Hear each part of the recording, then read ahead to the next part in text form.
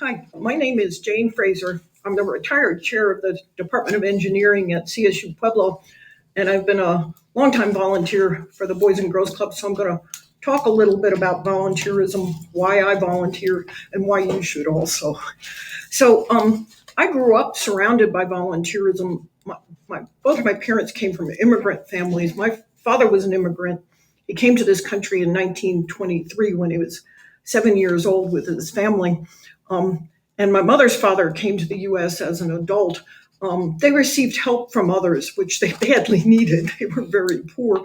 When my father's family came over from Scotland, they thought the New World was a place where you could walk down the street and pull oranges off the trees, and it wasn't. They would have gone back, but they didn't have the money to go back. And then when they did have the money, well, things were looking up. My parents strongly believed and taught my sister and me that we owe more than taxes to our communities. My father served on the planning commission, on the town council. He was mayor in the small town in New Jersey where I was growing up. All of those were unpaid positions. Those were volunteer. My mother, she worked at part-time sometimes. She actually was earning more than my father when they got married. But mainly she raised my sister and me, and she did a lot of volunteer work. She was a Girl Scout troop leader. We would have a living room full of Girl Scout cookies once a year. She worked on the 1950 census, she was more than just a volunteer herself. She was also a volunteer organizer. After they moved to California, she started a resale shop that helped support local groups there. And the volunteer award for that community was actually named after her. And they had a Jean Fraser Day in Torrance, California, one year, which I thought was really great. I moved to Pueblo in 1998 to become chair of the Department of Engineering, so I still consider myself a newcomer here. But the Boys and Girls Club approached me about starting an event. We called it Science Day to begin with. It later became STEM Day, Science, Technology, Engineering, and Math. And I credit Jennifer Trujillo. She then was, I think, a student intern with the club. And she approached me about doing this. And I was naive, didn't have a clue how much work it would be. And so we did that. And we had a one-day event on Saturday at the university. It was marvelous. We got a lot of people to do hands-on stations. And so we had the students in group, and they moved from stations to station. We did that for about 10 or 15 years. I think it went through different versions. Mostly, for a long time, it was on campus. Then sometimes we were doing things at the clubs.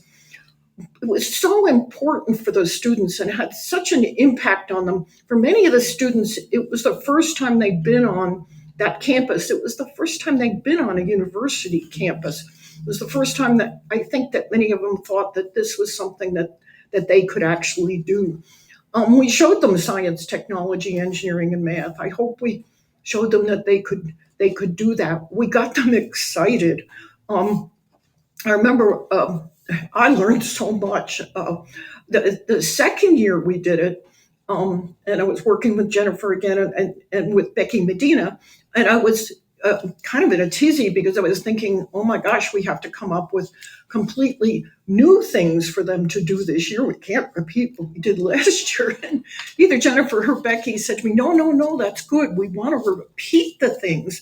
Because then the kids who were here last year can go, oh, I know about that. And they can raise their hand. They can explain it to other kids. And, wow, that made sense. Yeah, but I'd never thought about that. I don't have children. I'm used to dealing with college-age students. And so dealing with the younger children has been a challenge to me. And I'm not very good at it, I don't think. I also worked as a STEM volunteer once a week for 2 years. Becky Medina had brought in a grant from the Sea Grant, the Sea Grant Foundation, I think it's called. And the other thing about volunteering is you don't have to make up these activities. The Boys and Girls Club has access to all sorts of incredible programming material. So with the Sea Grant, we had kits and booklets and things we would do with them. And, I had to do a little prep before going in there and doing it, but the kids would help me too. Oh no, we do it this way. And we would all figure it out together. The other thing is, again, I'm used to dealing with college students, and if I tell them to behave and they don't, they're out of my classroom. It's end of story. I'm not used to dealing with younger students, but the Boys and Girls Club staff taught me a lot, and the behavioral issues are there, but they get dealt with very quickly. The clubs are just so strong on protocol and the right way to work with students, and I always felt like I was surrounded by people who could help me work through any issues that happened with that. I think the Boys and Girls Clubs have been important to me because they help the children most at need. Many students have both parents that work, or if they have both parents in the home. But these are students who may not have opportunities in other ways. I know that other programs that take club kids into the mountains, up to the mountain park, for example, expose them to things that they might not ever have seen before, and I think that's really great.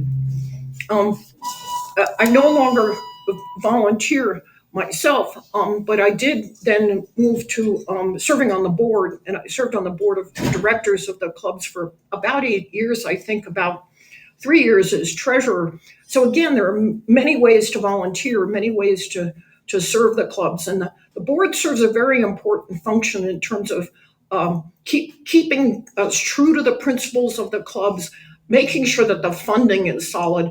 That's an extremely important position for any nonprofit organization. The board really, we don't do the work. The staff of the clubs and the volunteers do the work. But we've got to watch that mission, and we've got to make sure that the money is there, and that we can continue to do what we're doing. And we're always looking for more people on the board.